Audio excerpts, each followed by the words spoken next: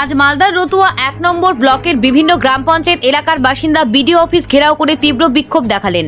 তারা অভিযোগ করেছেন যে প্রকৃত গরিবদের নামে আবাস যোজনার তালিকা অন্তর্ভুক্ত করা হয়নি। সোমবার রতুয়া ১ নং বিডিও অফিসে বিক্ষোভের ছবি নজরে আসে। বিক্ষোভকারীরা বিডিও অফিসে ঢোকার পথে রাস্তা আটকে দাবি জানান কেন তাদের নাম আবাস যোজনার তালিকায় নেই। এই ঘটনাকে কেন্দ্র করে বিডিও রাকেশ টোপ্পো ঘটনাস্থলে এসে পরিস্থিতি শান্ত করার চেষ্টা করে, তবে প্রথমে বিক্ষোভকারীরা তার সামনেও প্রতিবাদ জানায়। পরে বিডিও আশ্বাস দেওয়ার পর পরিস্থিতি কিছুটা শান্ত হয়।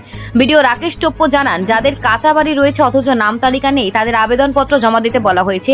তিনি বিষয়টি তদন্ত করে প্রয়োজনীয় ব্যবস্থা নেবেন। মালদা থেকে রবিউল ইসলামের report, news prime Times. Chandmoni 1 থেকে এসেছি বিডিও সাহেবের কাছে। সিকটাহার গ্রামে যাদের পাকা বাড়ি, ছাদের বাড়ি, তাদের লিস্টে বাংলা আবাস প্লাসের লিস্টে নাম আছে। এবার যাদের অ্যাকচুয়ালি টাটির বাড়ি, টিনের বাড়ি, মাটির বাড়ি, তাদের লিস্টে নাম নেই।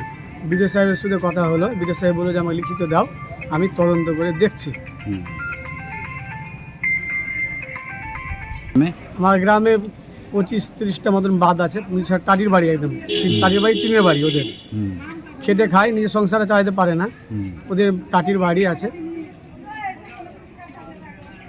আমরা এসেছিলাম 50-70-80 জন এসেছিলাম। বিডিও সাহেবকে বললাম, বিডিও সাহেব বলে লিখিত দাও, ওটা আমি দেখছি। বুঝতে পারছি যে যেহেতু এদের বাড়ি গরিব, একেবারে খেটে খায়, টাকা দিতে পারেনি সুপারভাইজারকে, সেই সুপারভাইজার মেম্বারকে টাকা দিতে পারেনি, ওই জন্য এদের নাম নেই। যাদের টাকা দিতে পেরেছে পাকার বাড়ি, ওদের নাম আছে। তো বিডিও সাহেব কি বললো? বিডিও সাহেব বললো যে লিখিত দাও, আমি ওটা দেখছি। আপনার নাম? আমার এমডি কাউসার আলী, বাড়ি সিকটাহার, চাঁদমণি অঞ্চল 1। বিডিও অফিসে এসেছিলাম কেন যে আবাস যোজনা যেটা ঘর, ওই ঘরের আমাদের ওখানে লিস্ট ছিল, মানে আমার বাবার নাম ছিল। আমার বাবার নামটা ওরাকে বলছি 17 সালে ছিল, ওরা বলছে না 21 সালে ছিল। তো ওই লিস্টটা আমি পেয়েছি, নামটা ছিল, নামটা কাটা গেছে। তো এখন ওরা বলছে এটা 21 সালে। ওই জন্যই একটু বিডিওর কাছে জানতে, মানে আমরা সবাই এসেছিলাম যে যার লিস্টে নাম ছিল সে পেলো না, ওটা লিস্ট কেটে গেল। এখন বিডিও সাহেব বলছে যে আবার আমাকে নতুন করে লিস্ট দাও, কাঁচা বাড়ি যতগুলো আছে তোমাদের জিপিতে। তো আমি বললাম ঠিক আছে। তো বিডিও সাহেব বললো 4টার সময় আমাকে ওই যেগুলোর নাম কাঁচা বাড়ির আছে ওগুলো আমাকে লিস্ট করে দাও। এটাই আমাদের বক্তব্য। তো বিডিও সাহেব বললো ওটা ঠিক আছে, আমরাও লিস্ট আজকে দিচ্ছি, তারপরে বিডিও সাহেব কী করবে ওটা আমরা দেখতে চাই। আপনাদের ওখানে এইরকম কাঁচা বাড়ি কতটা? কাঁচা বাড়ি এখনও ম্যাক্সিমাম ধরেন যে 30-35টা। কেউ খেটে খায়, কেউ বাইরে যায়, কেউ হয়তো ছাদ দিতে পারেনি, ইট দিয়ে করেছে, ওপরে টালি চাপা আছে। কেউ এমন আছে যে টাটির আছে, কারি হয়তো হাত পা একটু অবশ আছে, কি হ্যান্ডিক্যাপ আছে, সে কি করে করবে?